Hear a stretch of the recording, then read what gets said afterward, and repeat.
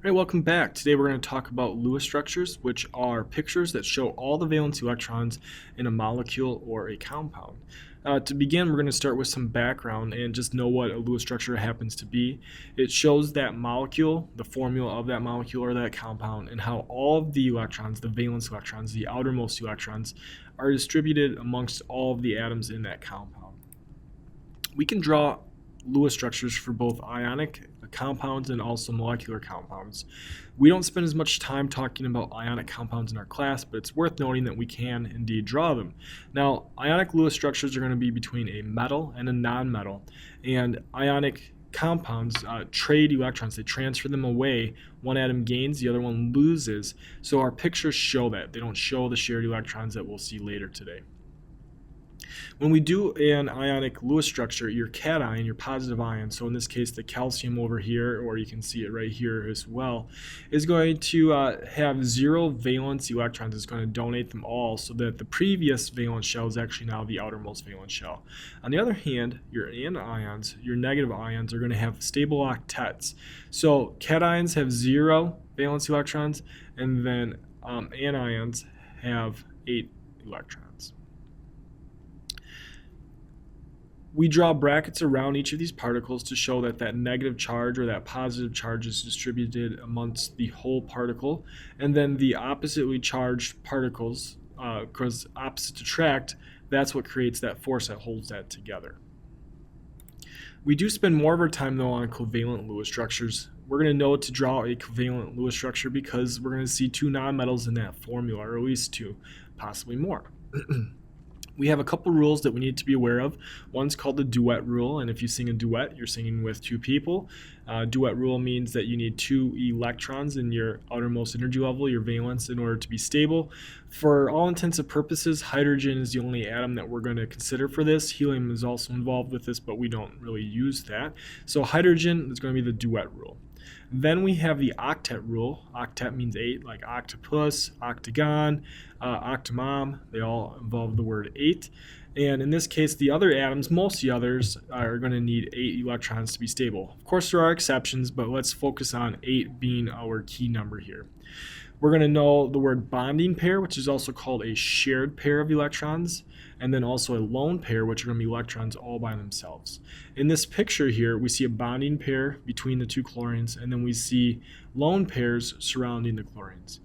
In this hydrogen example, we see a bonding pair, and that's it because hydrogen follows the duet rule. It has 2 electrons on the left hydrogen, and then there's 2 electrons on the right hydrogen because a shared pair accounts for both atoms.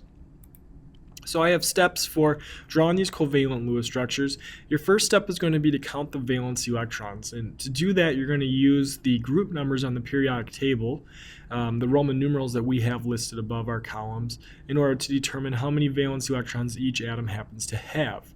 If you happen to have a charged formula, for example, if it's a polyatomic ion, you're going to need to use that plus or minus charge to also add electrons. If it's a minus charge, because you're minus charge, you have an extra minus particle, which is an extra electron, so you'd add electrons if you have a negative charge, whereas you would take away electrons if you have a positive charge because you don't have as many electrons because of that plus charge. Then you're going to determine your central atom, the atom that's going to be in the middle of your picture. We want to be thinking about the most electropositive atom, and that's going to be the one that's furthest away from fluorine. Now, when we talk about far from fluorine, you kind of want to also be thinking about what column those atoms happen to be.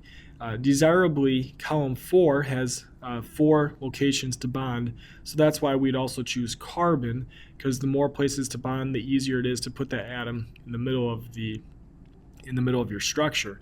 So column 4, carbon's group or family, can bond 4 times, 4 shared pairs, which makes it really desirable to have in the middle of your picture. Column 5 can only make 3 bonds, column 6 can make 2, and column 7 can make 1.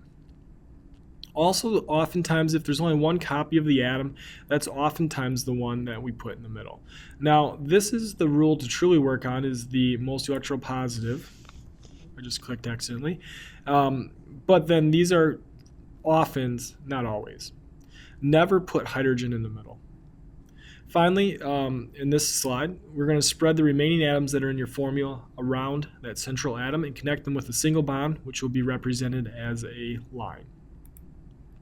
Continuing, so you've drawn some electrons in your picture. You've used shared pairs of electrons to connect your remaining atoms to that central atom.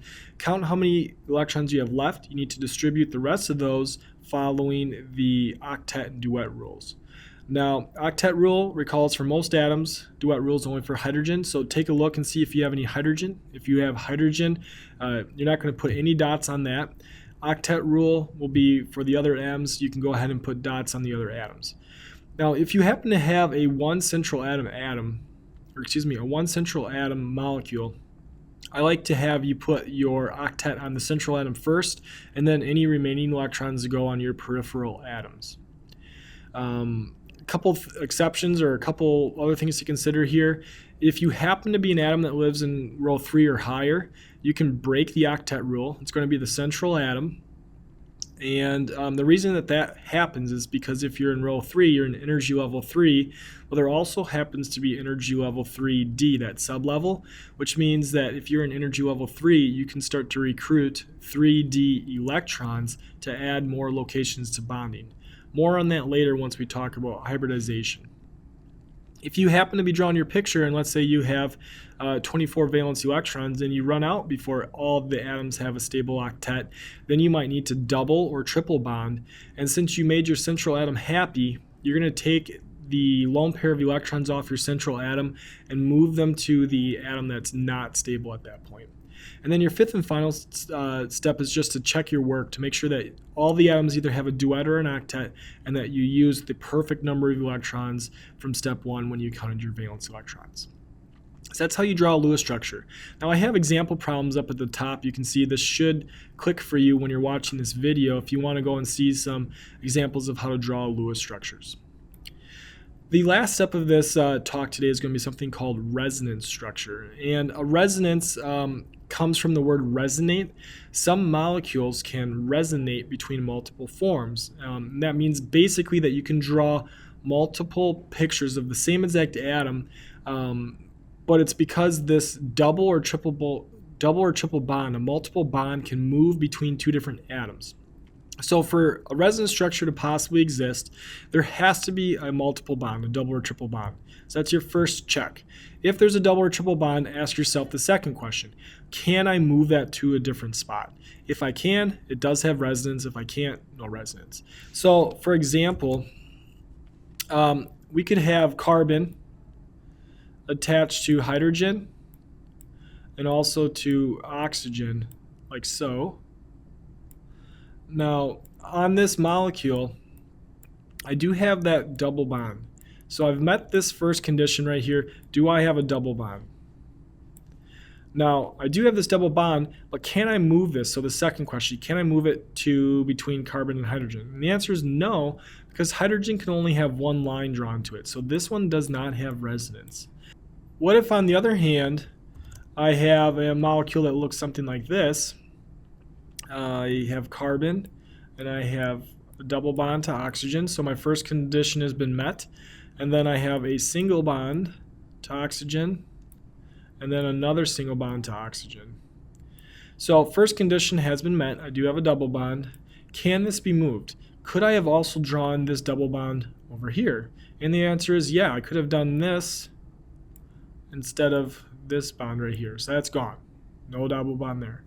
But then I could have also put that double bond right here. So this is a single bond as well. So this is called a resonance structure because the actual molecule behaves more like a partial bond between all three carbon-oxygen bonds. And it spins and it resonates. So there's a partial bond here sometimes, a double bond there sometimes, so it acts like a 1 1/3 bond. So this is called resonance when we can move that double or triple bond to a different location. After watching this video, you should understand that a Lewis structure shows valency electrons for a compound or a molecule. We can draw Lewis structures for ionic and also for covalent, but don't forget that ionic is going to show transferred electrons and covalent will show shared electrons.